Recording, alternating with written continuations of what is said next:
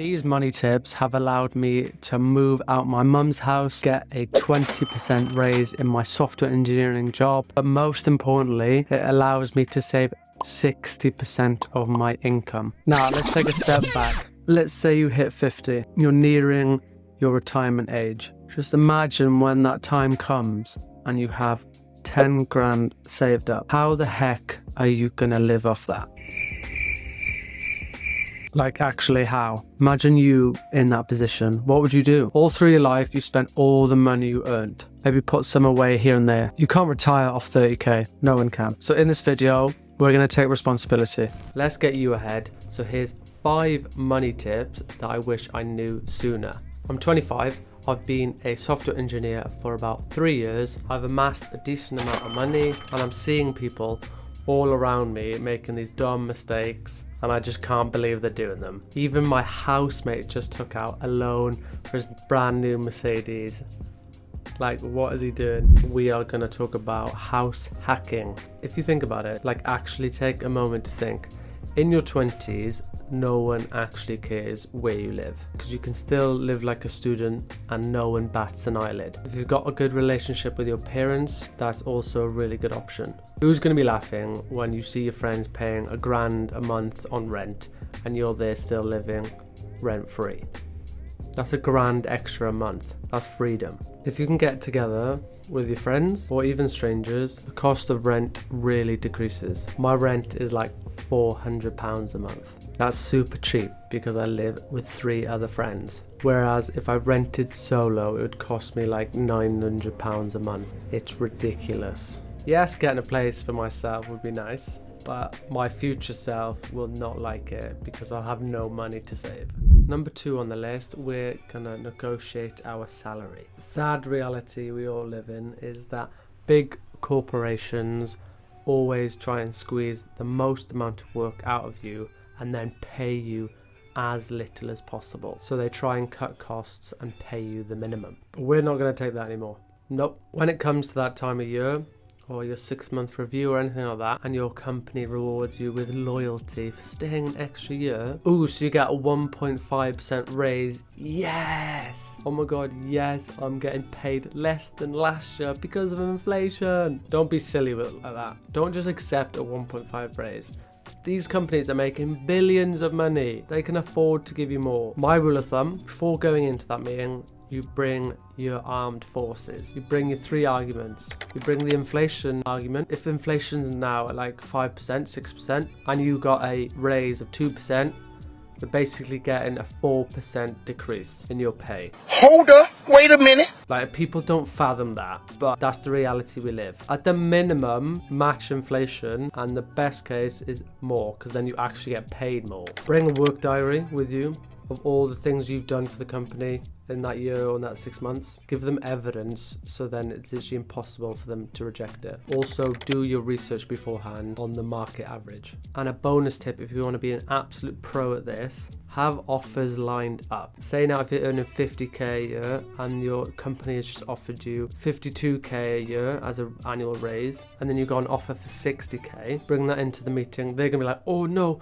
we can't lose you, you're such a good worker. We can't do 60, but we can do 56, 57. You might still decide to jump company, and I fully go for that. But when you have an arsenal of evidence and weapons, basically, you put the company in such an awkward position. Remember, you have the power in this situation. And if you don't bring these, then the company has the power. I really want you to keep your expenses low. Hear me out. I'm not talking about penny pinching. I'm not talking about making your coffees at home. None of that. I'm talking, don't inflate your income as your income increases. If you earn 50k and you spend 50k, one, you're a donut. With that math, you literally will be working for the rest of your life. You'll have no savings, you'll have no retirement. Like, what's the end goal?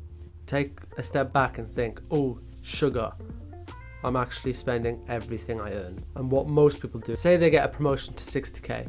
Oh, amazing. But then they raise their expenses to 60k. Don't do that. Step away for a second. If you can save the difference, that's 10k a year saved. out of nowhere for doing absolutely nothing because you've just kept your expenses the same. It's not that hard. This year I got a raise for about 7,000, and guess what? My expenses stayed exactly the same, and now I'm saving an extra 7,000 that I didn't have before. Just take a step back, think logically about it. This stuff works. When you implement it, it works, man. My friend earns 50% more than me, but he lives in a high-paying city like London. His savings rate is like 5%, whereas with me, I'm saving like 50% of my income. Who's going to be better off in the long term? Yeah, short term, he's earning more, but say after 10, 20 years, I'll have so much more saved up than him. Be smart, man. Just be smart. Now, let's talk about company loyalty. It doesn't exist. 2 of my co-workers in my team this week got an award for staying in the company for 5 or 4 years. Do you know the reception in the Zoom call? Oh, well done. Oh, well done for 5 years. They didn't get anything for it. If you think company loyalty exists, I'm sorry, you're living in a dream. Companies don't care. They will literally replace you like that. My rule I want to stick to, never stay in a company for more than 3 years. To optimize it, I'd say 2 years. For those 3 years, rinse as much money as you can. Every single year, try and get a promotion, try and get a raise, get all the experience you can, everything you need to learn from them, do it, use the resources that are there. But once you feel as if it's slowing down, you jump, because the yearly increases will be like 2%. Whereas if you jump company for the same position, if not a promotion in another company, you'll get like a 15% raise just for jumping. And then you start again. So then the curve goes up again. It's powerful stuff. No one's got rich from staying from one company the whole time. Like an employer now, like a software dev. They all jump company, and that's how they make the money. Think about it. And the last point of the video, numero 5. It's your boy compound interest. I'm going to talk to you about investing early and how important it is. Please, if you think investing in the stock market or anything like that is so confusing and, oh, I don't want to touch that at a later point in my life, that is the stupidest thing you could do for your financial situation, for your life in general. Imagine when you come to retirement, 55, 60 if you're lucky, and you've got no money. What do you do then? You're forced to keep working.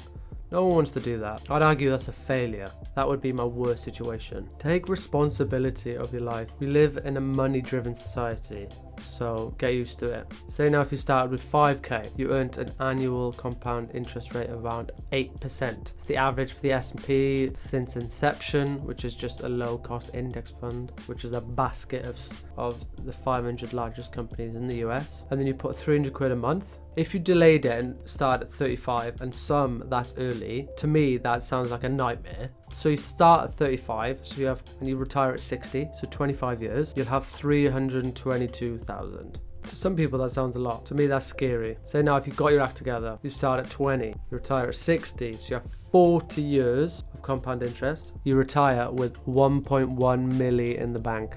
I'll let the numbers speak for themselves. Cheers.